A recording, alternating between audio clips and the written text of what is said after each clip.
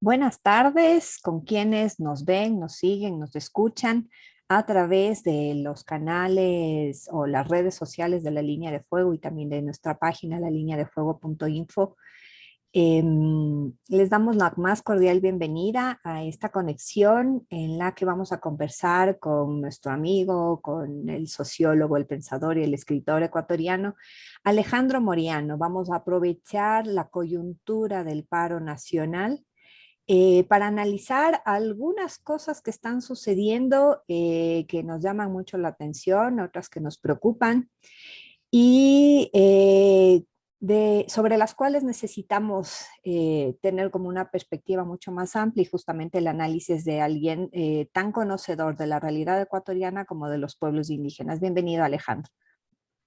Muchísimas gracias, Ela. Siempre me dan ustedes la posibilidad de expresar mi pensamiento y para mí es algo muy grato porque me permite dirigirme a mis colegas, a mis conciudadanos, a mis amigos, a los pueblos originarios, a mis amigos de la CONAIE y a todos ellos, y poder expresarles mi plena adhesión, mi plena simpatía, mi apoyo completo, mi apoyo total. Entonces, muchísimas gracias, Ela, otra vez, como siempre, por esta entrevista. A ti, Alejandro, siempre estás dispuesto a conversar con nosotros. Yo quiero empezar primero con un contexto histórico. Son 32 años desde el primer levantamiento indígena. Casualmente los dos confluyen en la misma fecha o en las mismas fechas, que es más o menos el Inti Raymi. ¿Cuáles son las coincidencias y las diferencias que tú puedes encontrar entre lo que pasó el 28 de mayo de 1990 a lo que estamos viviendo actualmente? Bueno, digamos que ha habido una larga, bueno, las luchas de los pueblos originarios son antiquísimas, ¿no? Son desde el comienzo de la conquista y colonización española, están permanentemente. Ya en 1573 ya hubo el primer levantamiento a lo Túpac Amaru, y después hacia finales de la colonia también volvieron los levantamientos. Ahí es que se forjaron imágenes, figuras heroicas de la lucha indígena, uno de los cuales yo me tomé el nombre para mi face, que es de Julián Quito, ¿no? Que además tiene esa imagen espectacular de que nunca fue hallado, atrapado ni reprimido como otros a quienes se les reprimió de una manera brutal. Y después, pensemos en 1870, el gran levantamiento de Daquilema y Manuel Alegón, que continuó. Tenemos a Alejo Sáenz, tenemos a Ambrosio Lazo, a tantos dirigentes indígenas, expresiones del movimiento, o sea, que ha sido permanente. Yo recuerdo, por ejemplo, en el 78, una movilización indígena que se tomaron las calles del centro y se acostaron en las vías, ¿ya? Y eso les dio una capacidad de presión sobre el gobierno que lo obligaron a negociar, ¿no? Entonces, eso ha sido permanente, ¿no? Lucha que de hecho interrumpe las vías porque estaba ahí eh, leyendo a algunas buenas gentes, entre comillas, digamos, que llaman a que sea terriblemente pacífica y que obstaculizar las calles es un hecho violento. Qué cosa más idiota, ¿no? O sea, es, las barricadas son parte de la historia de la era moderna en todo el mundo, ¿no? Son la era moderna en gran medida, las barricadas son fundamentales, ¿no? Entonces, en el, en el, en el primer levantamiento, digamos, el levantamiento del 90, expresa una situación nueva. Las anteriores eran conducidas por la FEI, por la FETAL, por organizaciones campesinas de origen en la izquierda clásica, el Partido Socialista, Partido Comunista, y tenían una determinada visión, ¿no? En los 90, formada la CONAIE, en la década de los 80, formado el Ecuarunari, es un levantamiento que ya postula la tesis del Ecuador plurinacional. Ya no son levantamientos populares en el marco de la unidad nacional, como se planteaban antes, ¿no?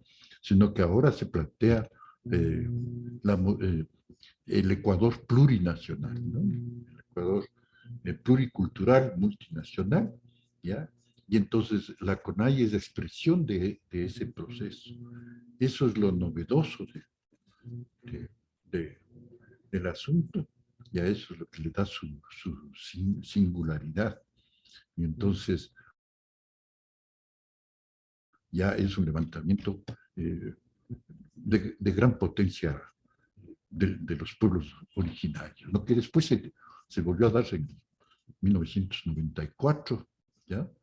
Y posteriormente hemos tenido, qué sé yo, cuántos levantamientos indígenas se han dado, ¿no? Hasta que vino el del 2019, que fue extremadamente poderoso, ¿no? En el cual se enfrentaron al gobierno de Lenín Moreno, en el cual brilló Leonidas Issa, porque tuvo un duro embate contra el ministro de Finanzas de entonces, mostrándole todos los horrores de la política, los horrores y los errores de la política neoliberal, ¿no? Entonces, ese fue uno de los grandes momentos de la lucha, ¿no? El actual momento me parece que tiene todo ese empuje, todo ese impulso, ¿ya? Pero tiene un agravante, y es que la política de Lazo eh, parece la más brutal de todas, ¿no?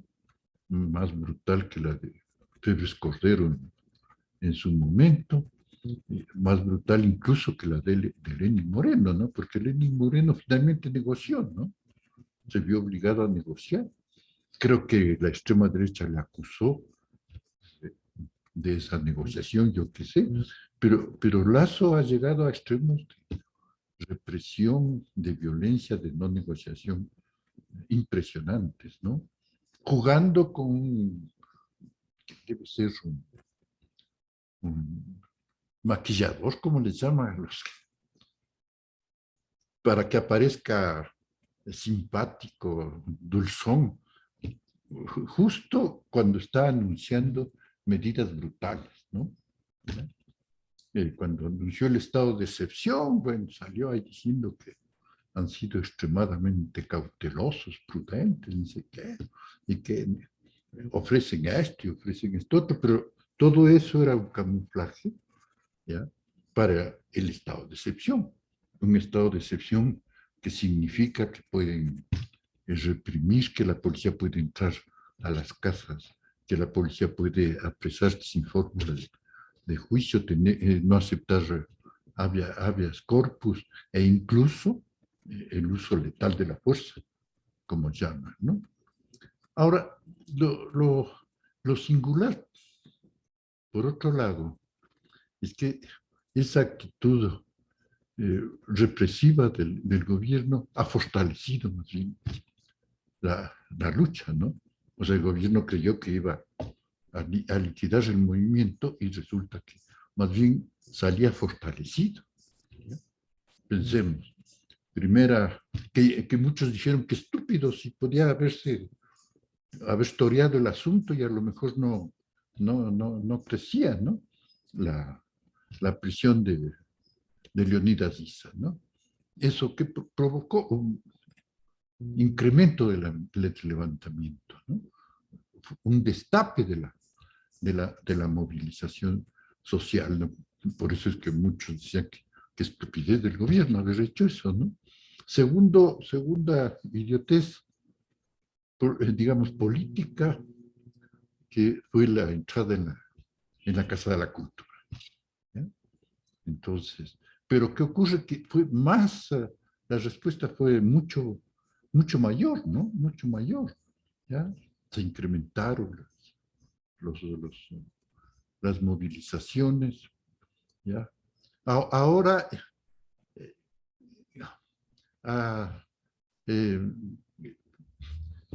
lanzan los cercos militares en muchos lugares, e incluso el comandante de la policía informa,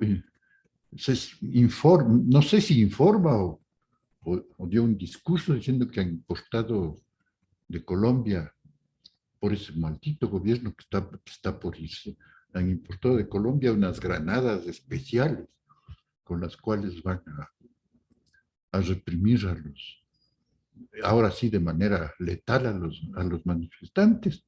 Y la respuesta es mayor movilización social, ¿no? Cosa que yo decía a manera de una imagen burlona, como se acostumbra en estos casos. Decir que cuando se les enjuicia a estos señores van a decir que ellos no buscaban intimidar, sino más bien estimular. Porque el resultado es que en lugar de intimidar han estimulado la protesta social, ¿no? Hay una frase que resume eso y que ha sido muy popular en estos días, ¿no? Nos han quitado todo, tanto que nos han quitado hasta el miedo. Entonces, yo creo que eso es quizá lo más significativo de esta resistencia actual, la movilización creciente en la cual los intentos de aplacarla más bien estimulan el proceso, ¿no? Entonces, eso me parece una enorme victoria de esta movilización. Ahora, claro, el problema es que este gobierno no sé hasta dónde quiere llegar, ¿no? Porque ah, me, me, me, intenta fragmentar al movimiento indígena, intenta impedir que puedan concentrarse y sobrevivir en la ciudad, ¿ya? Pero la respuesta de la Universidad Central, por ejemplo, hay que exaltarla, ¿no? Y lo mismo de la Salesiana, ¿no? Y la poli. Y la poli, pero los militares han intervenido en la poli, entonces supongo que están impidiendo que se dé ese proceso. No sé las otras universidades que ha ocurrido, pero hay presiones de los estudiantes, por ejemplo, de la Universidad Andina, demandando el apoyo a la movilización y la apertura de las aulas. El ataque a la Casa de la Cultura en gran medida tenía que ver porque el presidente de la Casa de la Cultura ofreció recibirles a los, a los, a los pueblos originarios, al movimiento indígena, y como es cerca del arbolito, el tradicional parque de la organización y la convocatoria de los pueblos originarios era muy atractiva, ¿no? Muy atractiva es. Entonces, me parece que uno de los objetivos, quizá el objetivo central de la violenta acción frente a la Casa de la Cultura fue para impedir que se produzca ese proceso, ¿no? Claro que eso también ha dado lugar a imágenes muy burlonas, ¿no? Muy esperpénticas, ¿no? O sea, de los militares entrando y encontrando que las armas más peligrosas son los libros, ¿no? Lo cual en cierto modo es cierto, ¿no? Y después otras imágenes de aviones, pequeños aviones, avionetas militares lanzando los libros a la cabeza de los manifestantes, ¿no? Otra de las imágenes burlonas que se han dado. Esa posibilidad de reírse, esa posibilidad de burlarse, en condiciones de tan violenta represión, es extraordinaria, ¿no? Y más bien ha dado lugar a responder con la fiesta. Una experiencia muy rica que se dio en Colombia, por ejemplo, ¿no? En Colombia, el humor, la burla, otra experiencia interesante que se dio en Colombia, que aquí se está dando, es la participación de los artistas, la participación de los músicos. En Colombia la orquesta sinfónica salía a las marchas, ¿no? Y miren, el resultado es el triunfo de Petro, ¿no? Aquí es evidente que si hubieran elecciones, triunfaría un candidato no neoliberal, ¿no?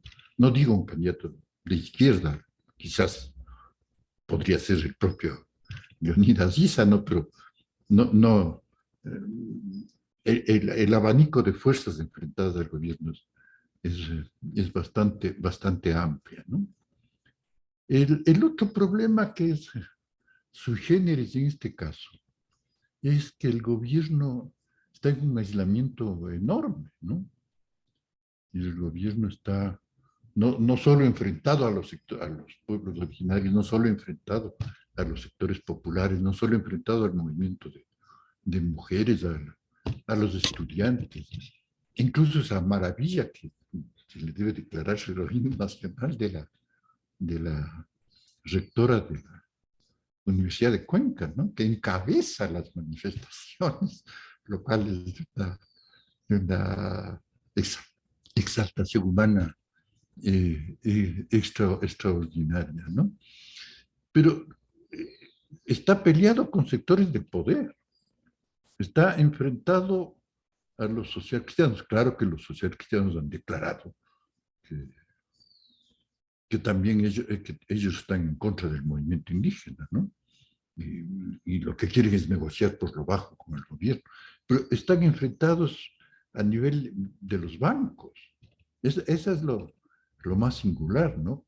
Y la cuestión es muy clara, ¿no? O sea, el banco Pichincha tiene el 25% de los activos financieros. El banco de Guayaquil, de Lazo, tiene el 12% de los activos. Y el Banco del Pacífico tiene el 13%. Entonces, el gobierno quiere tragarse al Banco del Pacífico, ¿no?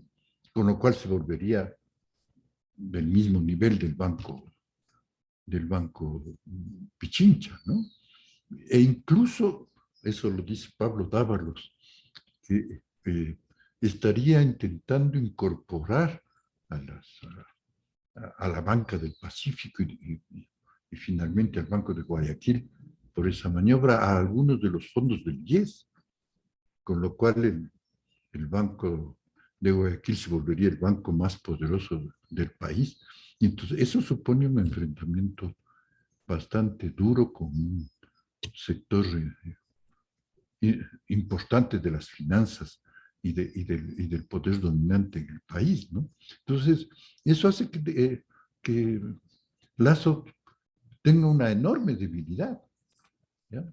Las condiciones, pero la enorme debilidad, eso es lo singular en estos casos, la enorme debilidad del gobierno se traduce en la mayor violencia, ¿ya?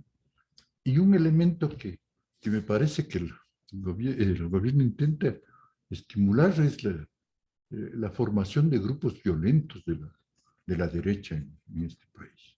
Violentos, Exacerbar, perdón que te interrumpa, Alejandro, violentos y racistas, ¿no? Porque ¿ah? la marcha de las Shiris el fin de semana anterior fue convocada desde Carondelet, es decir, la convocatoria salió desde el chat de la SECOM. eh, y se alentaba a mí por ahí lo que me preocupa también es que las demandas, por ejemplo, de los pueblos y nacionalidades indígenas, de las universidades, de los médicos, el tema de la salud, se ha reducido como a demandas de grupos minoritarios, ¿no? Y como son grupos minoritarios, entonces casi como que no tienen derecho a protestar y nos están molestando a nosotros, que somos la mayoría. De alguna manera, hoy también el ministro de Defensa hizo ese énfasis, ¿no? Que son una minoría, hasta te sacan los datos del censo nacional para decir cuántos indígenas hay en el Ecuador y cómo es posible que esa minoría quiera imponernos su agenda y no nos deje trabajar en paz, con lo cual, de alguna manera, ninguna minoría tendría derecho a nada. Bueno, pero en este caso no, no se trata de la minoría, ¿no? O Pero sea, la ponen así, no, no, yo no claro, estoy de claro, acuerdo con que sea una minoría, ¿no? En lo absoluto, pero la ponen así, ¿no? claro, claro. O sea, piensa tú que se dice que, según las estadísticas de los pueblos indígenas, serían alrededor del 10, del 12%. Eh, Sin embargo, esas encuestas son dudosas, ¿no? Porque hay muchos sectores que se declaran que no son indígenas, ¿no? Pero no toman en cuenta el, porque blanco, se dice blanco mestizo, yo no estoy muy de acuerdo, ¿no? Porque hay un mestizaje pro blanco y hay un mestizaje que se está acercando a los indios, que se está acercando social y políticamente a los indios, ¿no? Si no, ponte a pensar en, en los apellidos de diputados, en los apellidos de dirigentes populares, en los apellidos de... Tú coges el Facebook y te vas a encontrar con apellidos de clara connotación indígena, ¿no? De mestizos, de clara connotación indígena, Gualotuña, Chiluisa, Chiliquinga, o sea, son apellidos comunes en la vida nacional, ¿no? Pero no solo eso, sino el amplio espectro popular, porque en este proceso, además los indios han declarado, no es que llegamos a Quito, no somos de Quito, ¿no? Somos, son los pueblos fundadores creadores de esta ciudad, ¿no? Entonces, pero si, se está repitiendo lo que se dio en el paro de octubre. Yo me acuerdo del paro de octubre que se movilizaron los pueblos de la costa, que se supone distantes del movimiento indígena, se movilizaron y gritaban, Quito aguanta, Manta se levanta, Quito aguanta, Olón, yo me acuerdo de Olón porque Olón es un paraje turístico, ¿no? Y gritaban, Quito aguanta, Olón se levanta, Quito aguanta, Esmeralda se levanta. Ahora hay movilizaciones en todos esos lugares de la costa y ha habido una gigantesca movilización por la 9 de octubre en Guayaquil. ¿Ya? Es decir, eh, eh, el intento de separar regionalmente al país para aislar a los movimientos populares está roto y ahora se está produciendo una unidad nacional popular muy grande, ¿no? Esa movilización de Guayaquil es extraordinaria, ¿no? Y gritando ahí, Lazo dictador, Lazo fuera, bueno, todos los gritos que ya se conocen, ¿no? En Guayaquil, me Además, dicen, una ciudad amurallada, ¿no? Para que no ingresen los manifestantes y les surgen los manifestantes de adentro. claro, y surgen los, magnífica tu apreciación, nos surgen de adentro, ¿no? Porque es el hondo, o sea, todos nosotros tenemos un hondo sentimiento, pues, de que los indios fueron los originarios de estos pueblos, ¿no? Y que fueron brutalmente reprimidos y aún así se han mantenido siempre en pie de lucha, ¿no? Entonces yo creo que eso se está repitiendo y se está volviendo ahora un movimiento general en todo el país. Ya he visto, ¿no?, imágenes de movilizaciones en Esmeraldas, por ejemplo, movilizaciones en algunos lugares de Manabí, y eso va a seguir creciendo, ¿no? No, lo que se ve difícil es la salida, ¿no? Si el gobierno se empeña en una política represiva extrema, en, en, en su extrema debilidad, eh, que ya casi es una dictadura, ni siquiera militar, yo diría una dictadura policial, ¿no? Porque en los militares hay amplios sectores que no les, que no les gusta la represión de los pueblos indígenas. Me parece que en algunos lugares se han manifestado, han dejado pasar a los carros indígenas. Esto viene desde hace tiempo, ¿no? Incluso el alcalde que tuvimos de origen militar era expresión de ese proceso, ¿no? Al punto de que los malditos gringos que siempre están detrás de todo esto, ¿no? Desde hace 20 o más años dan toda la ayuda a la policía, ¿no? Es decir, al punto de que la policía parece que tiene más capacidad militar que el ejército, o, o igual capacidad militar, ¿no? Porque la ayuda ha ido directamente hacia ellos, ¿no? Por eso es que se advierte en las imágenes, en los procesos que se han dado, una violencia policial así, casi enloquecida, ¿no? O sea, le detienen a alguien, pero tienen que tirarle al suelo, patearle, golpearle.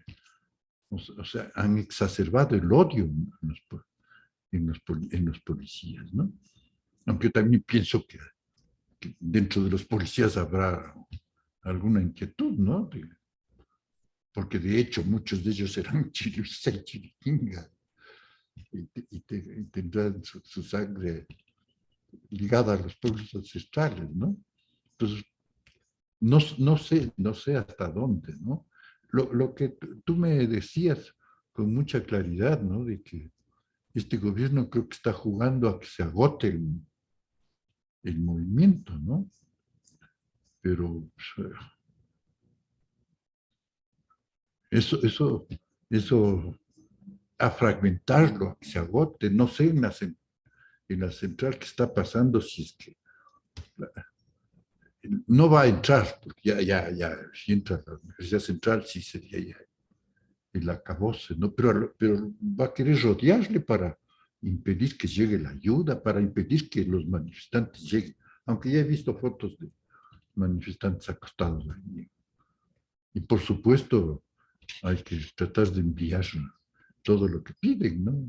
Colchonetas, ropa, eh, al, alimentos no perecibles, agua embotellada, o sea, todo lo que se necesita para eso, ¿no?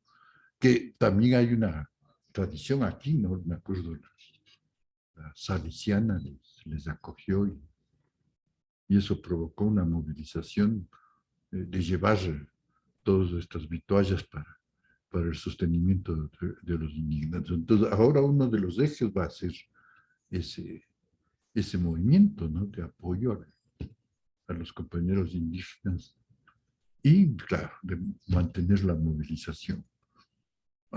Lo que, lo que se percibe es que ya se está empezando a volver, digamos, han desaparecido los buses, hay una disminución general de la movilización común y corriente, ¿no? Entonces, ¿hasta dónde puede esto sostenerse? Vamos a una negociación, Lazo se verá obligado a negociar. ¿Qué va a negociar? O sea, ese me parece el problema central en este momento, ¿no? Hay un elemento nuevo también en estas movilizaciones que yo siento que se empezó como a posicionar desde ayer. Y es lo que dijo también hoy el ministro de Defensa, ¿no? Que los carteles, el narcotráfico y las mafias asociadas con la Revolución Ciudadana son las que están detrás del derrocamiento de Lazo. Y que el movimiento indígena está siendo utilizado justamente por el narcotráfico y por los correístas en estas movilizaciones. Entonces, es de tal manera que incluso hoy en la red social Twitter es tendencia ISA terrorista, Correa financista, ¿no? ¿Cómo le analizas Así, este nueva, este es como un detalle nuevo que le agregan que no estuvo, por ejemplo, en octubre del 2019 y que deslegitima, digamos, también de alguna manera la movilización, ¿no? Ahora resulta que están financiados o movidos por el narcotráfico y las grandes mafias. Claro, sí le oía a la Paula Romo salir, imagínate tú, a decir eso, por, por- por algún incidente de algún diputado eh, correísta. No, pero Sí, de Ronnie Aliaga, por ahí va.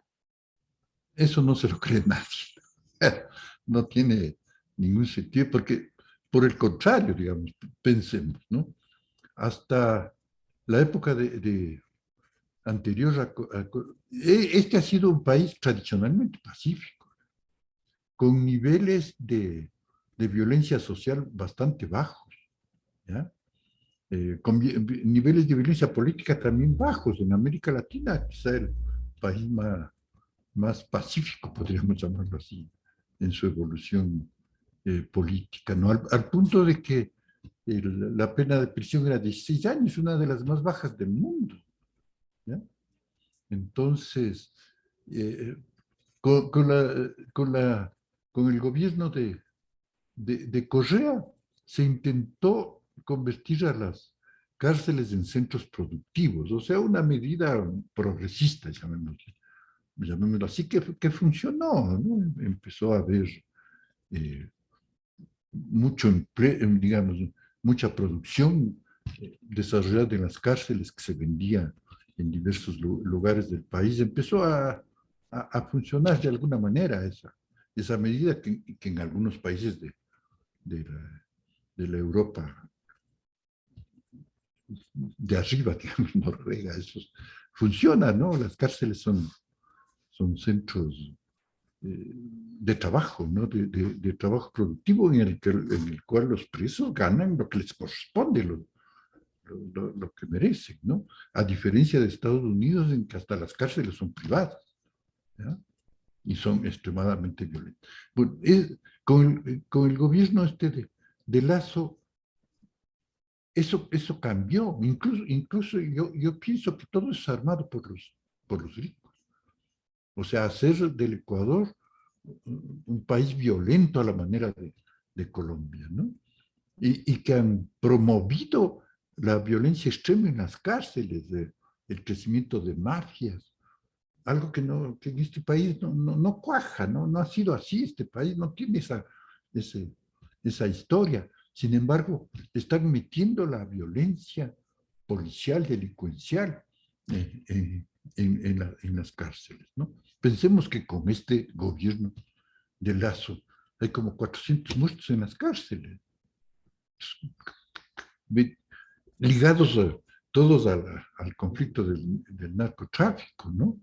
Con sectores policiales inmersos en, en el narcotráfico. Entonces, venir a decir que son los indígenas, los narcotraficantes, ya es una, una idiotez del tamaño de las estrellas, qué sé yo, más bien yo diría que es que podría imputarse a sectores ligados a este gobierno esa política, ¿no?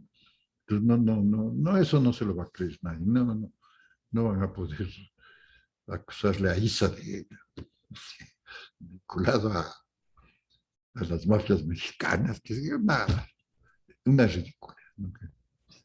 Nadie va, nadie va a tragarse ese cuento, ¿no? Es un juego para justificar a sectores de extrema derecha, ¿no? Es que me doy cuenta de que hay una política de enardecer a los sectores de extrema derecha de la sociedad para que se movilicen violentamente, ¿no? Me parece que ese es uno de los ejes, incluso para amedrentar a sectores como los del Banco del Pichincha, ¿ya? Como diciéndoles, si ustedes eh, rompen con el gobierno, van a facilitar la violencia, van a facilitar el desarrollo de la insurrección y todo eso, ¿no? De allí las acusaciones de esta fiscal, que es otra que hay que sacarla, ¿no? O sea, es terrible, esta fiscal es lo más espantosa que puede haber, ¿no?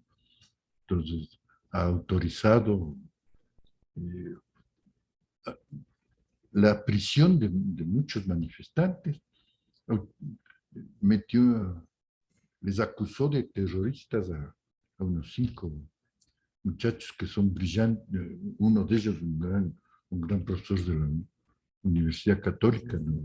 Ernesto Flores, la chica Galindo, qué sé yo, acusándoles de actividad, de entrenamiento terrorista en la frontera con Venezuela. Pues Dios mío, ya una locura semejante, ¿no? No sé si hemos conversado, pero recuerda tú que esta fiscal sacó unos videos de actos guerrilleros, que uno de los geniales eh, periodistas de izquierda, que sé yo, descubrió que el pajarito que cantaba en ese video era de Colombia y que no existe en el Ecuador. O sea, trajo videos de Colombia para decir que aquí se están haciendo acciones guerrilleras, ¿no? Entonces, también parece que están acusando a unos chicos de haber volteado un jeep policial y quieren acusarles de sabotaje, una palabra así rimbombante y feroz, pues, ¿no? Sabotaje ya es, qué sé yo, para el fusilamiento, ya, ¿no? O sea, acusarles de sabotaje a los militares, ¿no? Entonces, pero todo eso no les está funcionando, porque nadie se los cree, más bien estimulan el proceso. Pero Pero en esta política que tú decías de enardecer a los sectores de extrema derecha, a mí me parece como súper peligrosa y no sé cuánto cale realmente en la división de la sociedad, ¿no? Ayer veíamos lo de Tumbaco en la noche, las mismas expresiones racistas de la marcha de las Shiris. en eh, Riobamba, Claro, por ahí leía yo que esto puede abonar a la formación de un Vox, ¿no? En Ecuador, un grupo de extrema derecha desde la política. pero eso ha querido ser, creo, ¿no? Y tampoco funciona, ¿no? Eh, pensemos, pensemos además que hay un movimiento general en América Latina hacia lo que podríamos llamar el retorno del progresismo, ¿no? Con gobiernos en alguna medida que se declaran más radicales como el de Chile, ¿no? Pero eso se está dando, y el triunfo de Petro en Colombia, piensa tú que las encuestas y la votación inicial daban la impresión de que una jugada que parecía maestra de haber lanzado a alguien distinto y mal uribista les iba a funcionar, les falló, ¿no? Y entonces el triunfo de Petro en Colombia cambia el panorama político de toda América Latina, al punto que sin duda va a ganar Lula en Brasil, de modo que el Ecuador va a ser el único gobierno de extrema derecha en América, y el conjunto de América Latina, pues, ¿no? Entonces, no, es evidente que la tendencia histórica va en contra, va en contra. Ahora, ¿cómo se va a concretar esa perspectiva? Ahí está el problema, ¿no? Ahí está el problema, puede ser muy gravosa la concreción de esa perspectiva, como de alguna manera ha sido en Colombia, ¿no? La cantidad de muertos que se han dado en este gobierno que está terminando es muy grande, ¿no? Entonces, eh, es inevitable que en poco tiempo toda esta tendencia que se expresa en lazos se desmorone, ¿no? Esa es una perspectiva obvia, ¿no? Pero ¿cómo se va a dar? Ahí está el enorme conflicto, ¿no? Estas movilizaciones podrían alterar de alguna manera las elecciones seccionales que se vienen, ¿no? Ya para el próximo año, de alguna manera lo de octubre de 2019 desembocó en una amplia presencia del movimiento indígena en la legislatura y el avance también de la candidatura de Yacu Pérez. ¿Podría pasar algo así para las elecciones seccionales? Chuta, sí, sí, digamos que lo más preocupante del lado en el que estamos es la imposibilidad de una unificación, la dificultad, digamos, de una unificación política, ¿no? Entonces, eh, qué sé yo, Jaco Pérez ya ha salido a manifestarse, ¿no? A tratar de emerger, y ya empiezan a hablar de la candidatura presidencial de Jaco Pérez, ¿no? Entonces, eh, por, en el entendido de que Leonidas Issa va a salir muy fortalecido en esa perspectiva, ¿no? Luego el correísmo, por otro lado. Entonces, la imposibilidad de una unificación política me, me parece lo más grave de la perspectiva, ¿no? Porque este rato tendría que darse una unificación de, de, de todos los sectores políticos que expresan al movimiento indígena, que expresan al progresismo, tendría que darse una unidad, pues una unidad. No sé cómo estuvo la votación en la Asamblea Nacional. No sé cómo votaron los Pachacuti, ¿ya? Porque han salido denuncias de que Quispe ha estado de asesor del gobierno, ¿no? O sea, y se advierte que en el seno de Pachacuti hay sectores que han jugado perversamente por lo bajo, aunque en este proceso han tenido que manifestarse en apoyo a Leonidas Issa, una gran mayoría de ellos, ¿no? Que solo le hice Pero recomendaciones, dijo el Salvador Quispe al presidente. terrible, terrible. Entonces, por la llor y todo, es decir, la preocupación es ese tipo de circunstancias, ¿no? Que impidan la salida política unificada frente frente al gobierno de Lazo, ¿no? Entonces, lo que hay que demandar es la necesidad de esa unificación política, que si se hubiera dado desde el principio, si se hubiera dado una unidad de UNES con Pachacuti para votar una ley que dejó el gobierno de Moreno para facilitarle a Lazo sus medidas, estaríamos de otra manera, ¿no? Estaríamos en situaciones distintas, ¿no? Entonces, aquí yo creo que la unidad, por este rato hay una unidad social general del pueblo ecuatoriano, maravillosa, ¿no? Excepcional, extraordinaria, ¿ya? Entonces, lo que hay que demandar es la unidad política, ¿ya? Que es la única garantía de una buena perspectiva, ¿no? Entonces, veamos en las candidaturas, ya se pueden procesar diferencias, ¿no? Y eso sería negativo, ¿no? No sé qué va a pasar en Guayaquil, por ejemplo, que ya dicen que los correístas han encontrado un candidato que al Bucarán, ¿no? Vicepresidente del Barcelona, que parece fórmula triunfadora, pero había Jimmy Jairala, ¿no? Que tenía ciertas posiciones más o menos hacia el progresismo, ¿no? No sé qué va a pasar en Quito. No sé qué va a pasar. Una cosa que me preocupa es qué va a pasar con la, la secretaría, no sé cómo se llame, de cultura del municipio, que ha tenido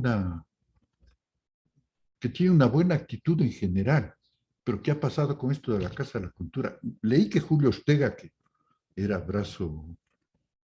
que es el brazo derecho de Juan Martín Cueva, condenóla, pero no muy eufórica, digamos, ¿no? Un poco moderada, condenó la toma de la Casa de la Cultura, ¿no? ¿Qué va a pasar con Juan Martín Cueva? No sé cuál va a ser su posición, porque el Guarderas ha estado por la toma de la Casa de la Cultura, ¿no?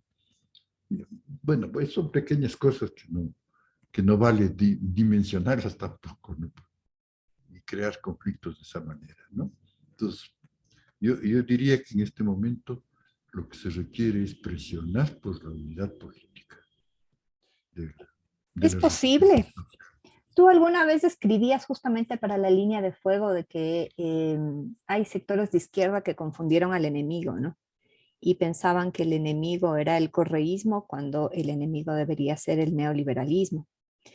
Y me parece que el juego de parte del gobierno nacional es justamente volver a meter el cuco del correísmo, ¿no? Como es imposible que, por ejemplo, el movimiento indígena pueda avanzar si sigue financiado o muy cercano al movimiento AUNES, ¿no? A la Revolución Ciudadana. Claro, claro, claro.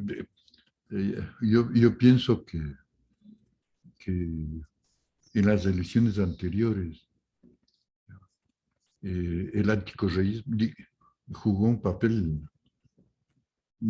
central y muy grave, ¿no? Muy grave. Y por eso decía, si el correísmo es cuestionable, el anticorreísmo más todavía, ¿no?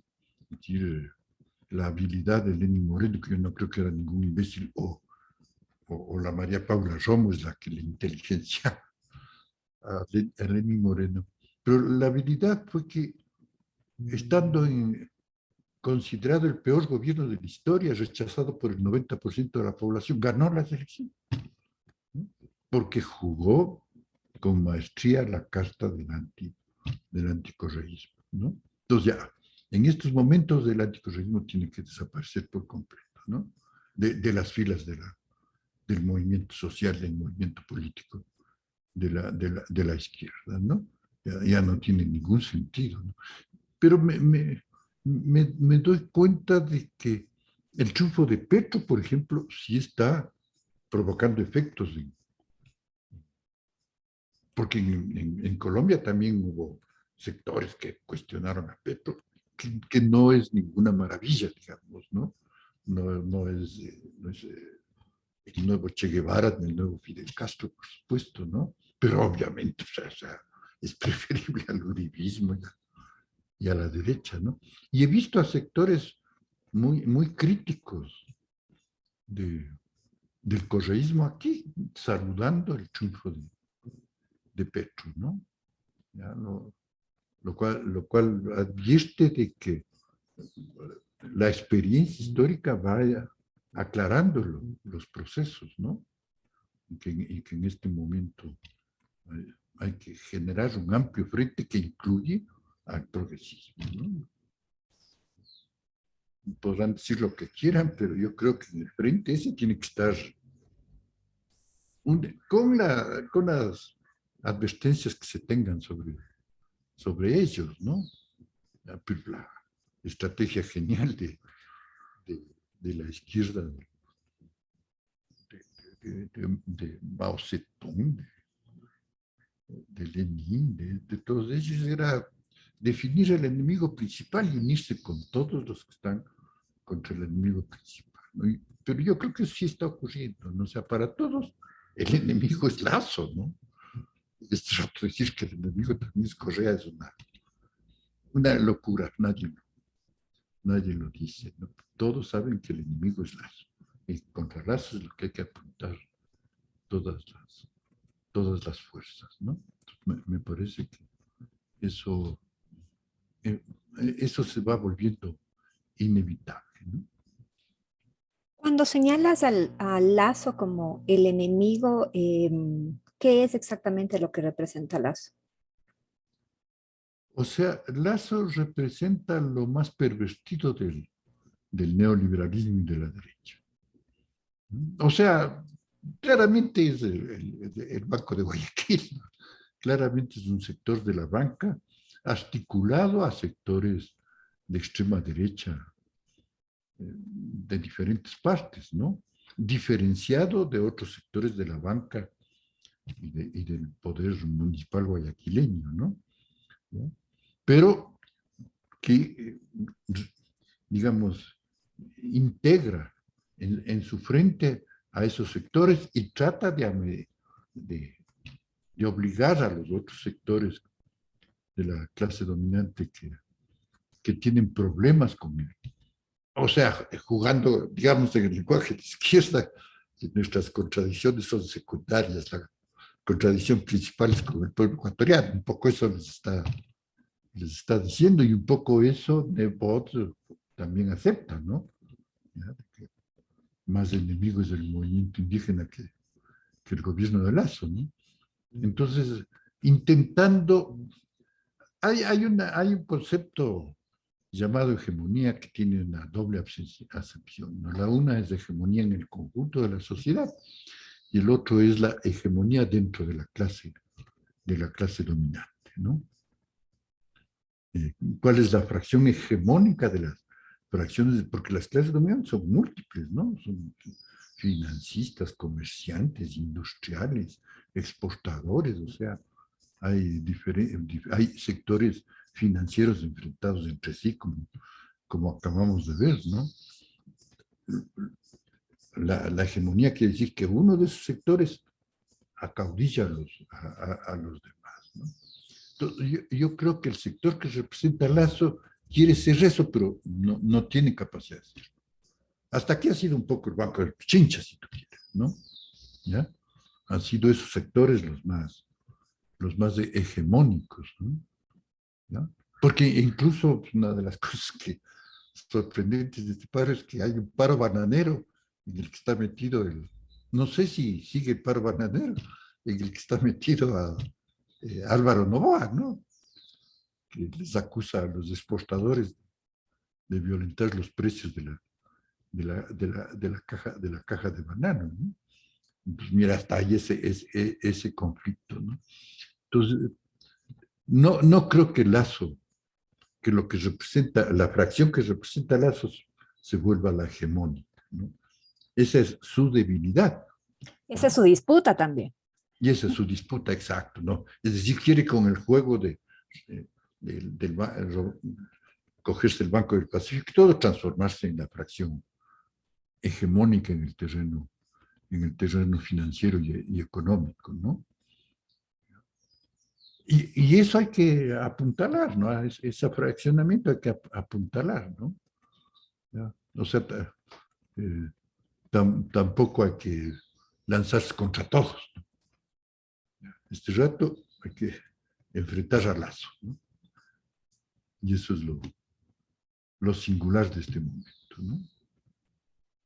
Querido Alejandro, para ir terminando, ¿cuál es la salida a las movilizaciones actuales, al paro? Eh, Diálogo, no diálogo, o sea, el diálogo que convoca el gobierno nacional tampoco es realmente una intención de dialogar, ¿no? O sea, es como invitar a la casa, pero no decir dónde vives. Eh, Porque un gobierno con interés de dialogar realmente fijaría una fecha, unas condiciones, una agenda, un lugar, un día, y eso no se ha dado. Y tras las disputas que tú mismo nos acabas de mencionar y evidenciar, ¿cuáles son las posibilidades de a inmediato plazo? O sea, la mejor salida sería la salida de Lazo, ¿no? Sea por su renuncia, sea porque el Congreso, y parece que hay mecanismos jurídicos que avalarían que el Congreso le destituya, sea porque Lazo cumpla algo que ha amenazado, que no sé, no creo que es la muerte cruzada, pero lo mejor sería la salida de Lazo y la convocatoria a nuevas elecciones, ¿no? Esa sería la mejor salida. Pero en la política deciden las fuerzas, ¿no? La correlación de fuerzas. Entonces, si no hay condiciones para eso, una negociación con ventaja sería la otra salida, ¿no? No, habrá que ver cómo se desarrollan los procesos, ¿no? Ahora, una negociación en este momento sería una relativa derrota de Lazo, una relativa derrota de Lazo, porque se vería obligado por la presión social a negociar, ¿no? Ahora, la, la lección que nos da octubre es que la negociación, o sea, fue bien planteado ir a la negociación, fue bien planteado que la negociación sea pública. Ahora, lo que evidenció el conflicto de octubre y que lo demostró el proceso chileno es la debilidad del juego popular que negoció y se retiró, ¿no? Cuando debieron haber convocado una marcha histórica en Quito. 10 días después se dio el proceso en Chile y en Chile se convocó a 1,5 millones de gente fueron a la Plaza Dignidad, ¿no? Aquí si se convocara en el marco de una negociación a una movilización popular en Quito, 300,000, 400,000 personas se concentrarían en Quito, ¿no? Y le darían un sentido diferente al proceso, ¿no? Ese fue el límite histórico del paro de octubre final, ¿no? Hubo un triunfo que se volvió a medias porque hubo un retroceso posterior, ¿no? Entonces, aquí una negociación tiene que ir acompañada de una consolidación de la presencia popular en la sociedad ecuatoriana, ¿no? Pero digo, esa sería una salida impuesta por la correlación de fuerzas, ¿no? Tesis central sería la salida de Lazo por una vía constitucional, ¿no? No es posible pedir un derrocamiento revolucionario de Lazo, ¿no? Eso no tiene posibilidad objetiva, ¿no? Una presión que lleve a la salida constitucional de Lazo, esa sería la mejor. Y a nuevas elecciones, ¿no? Porque no sé qué pasa con la salida de Lazo, le sigue el vicepresidente, no sé el asunto legal, cuál sería, ¿no? Pero si hay condiciones para eso, esa es la mejor, la salida de Lazo. Si no, una negociación con ventaja, ¿no? Y creo que las dos pueden darse, porque la de Lazo no le veo salida a la de Lazo, o sea, una represión tan violenta que haga retroceder el movimiento social, tal como están las cosas, Lazo no tiene posibilidades, me parece, que no tiene posibilidades de triunfo, ¿no? Ok, muchísimas gracias Alejandro por tu claridad, por tu pensamiento y bueno, te seguiremos convocando estos diálogos con la línea de fuego. Encantado él. Sí. Para mí es una maravilla poder conversar con ustedes. Me ayuda a esclarecerme las ideas también, ¿no? Bueno, entonces, Listo, muchas gracias. igualmente, ¿no? Y saludos al paro.